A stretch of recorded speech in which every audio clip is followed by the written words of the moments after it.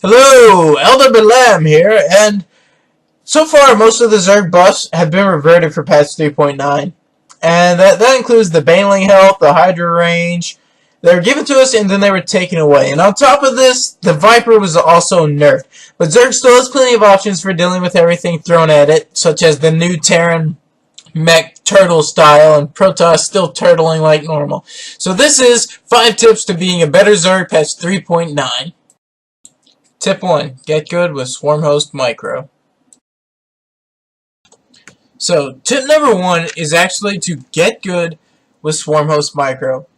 I know that's a little bit controversial, but right now there is a trend for Terran and Protoss to play these turtle styles. SwarmHost offers you a cost-efficient way to attack those styles. One of the things that SwarmHost allows you to do is produce free units that are constantly able to harass. And SwarmHosts are one of those things that they got a buff, and then they did not get nerfed. The buff was not reverted. So it's kind of nice. And that's mostly because they're very clunky. That's why getting good with them, being able to engage and disengage, is important for tip number 1. So check out this engage here, where I send Locust in on Daybreak. Just from this base, right over here, I'm able to send Locust in and attack my opponent's main base. So, another reason why Swarm Hosts are so good right now is because the current map pool actually favors Swarm Host, such as Daybreak, where you are able to siege on their main base from here. You're not able to attack here because they generally have tanks setting up and things like that, but you are able to siege them easier. So, Swarm Hosts are strong based on the current patch due to the map pool. That is one of the reasons, and the fact that the turtle style is so popular. Tip 2. Learn to play against and beat Terran and Zerg. So tip number 2 is learning to play and beat Terran and Zerg. The current state of the game at the higher levels actually favors more Terran and Zerg players. There are not as many Protoss players. And as such, most of your matchups are going to, at least on the NA server, most of your matchups are going to be involving Terran and Zerg. You will still have some Protoss matchups. Protoss is more abundant, you could say, at the lower levels. And this is based on SC2ReplayStats.com. The information is broken down on there. But learning to play and beat Terran and Zerg is probably the most important thing. My best matchups are against Terran and Zerg. I think I have somewhere around 80% win rate against Terran and Zerg, but only 29% against Protoss. So that's what's really, I mean, technically that's holding me back a little bit, but I was able to get from Silver 2 to Diamond 3 just by winning against Terran and Zerg, by focusing on those matchups alone. Tip number 3. Tech up to lair quickly. Tip number 3 is to tech up to lair quickly. And why you want to tech up to lair quickly is because that's where Zerg's strength is within patch 3.9.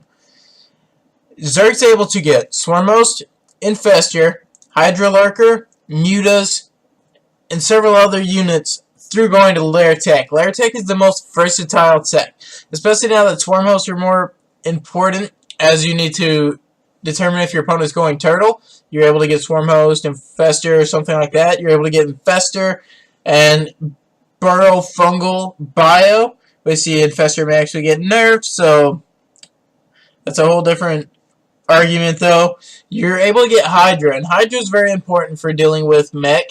It's important for dealing with Protoss in general. So taking up to lair quickly will actually give you an advantage with Zerg in this new patch. Tip number 4. Defending drops, beating turtle. Tip number 4 is actually a bargain deal. You get 2 tips in 1. The first being defending drops. The second being beating turtle mech and turtle Protoss. The current map pool has several maps that favor drops. This means that they are close by air, but far away by land. An example of this would be for this base to get to your main base, it is much faster to travel by air, going over this little distance. So a drop here would be able to be picked up quickly and then moved over to here. Whereas your land army would have to go this route over through here and then up and then into your main base to defend the drop. This is problematic, and that's why drops are very efficient on certain maps. I will actually come out with another video where I discuss those extra features about each map and just give a brief overview about each map and why drops are strong on those maps and things like that. But focusing on defending drops right now. This is Terran. This is a long map. I know that they are going to want to drop. So what I've already done is I've got in place units to defend those drops. I've got them spread out at each of my bases. I even have a spore crawler up. I had to deal with a harassment from a liberator earlier. And what I've got down here is a group of units as well. This is just in case their main army attacks me head on. But I'm doing some scouting, so I know that their main army is not going to attack me head on. And what I have done is I've prepared myself for drops. So let's watch how I handle this engagement. And I respond to this drop quickly. I lose the queen, sadly. But I've got my roaches there to fight. And then I come in with all of my other units to clean up the tanks. I realize that there's a little bit more, and I need to bring in a little bit more firepower to deal with the tanks. And the drop was successfully defended. Now what I should have done was leave more units back over here, but my spore crawler actually takes care of most of this drop and sends it away. Placing units around at your bases, just a few. You don't want a lot. You don't want your army spread out too much, but doing that will help you defend against drops.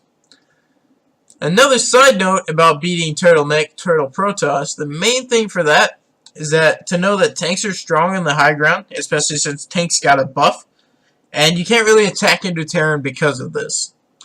That's why Swarm Hosts have become a little bit stronger, because of the tank strength and being placed on high ground as a defensive measure positional advantage.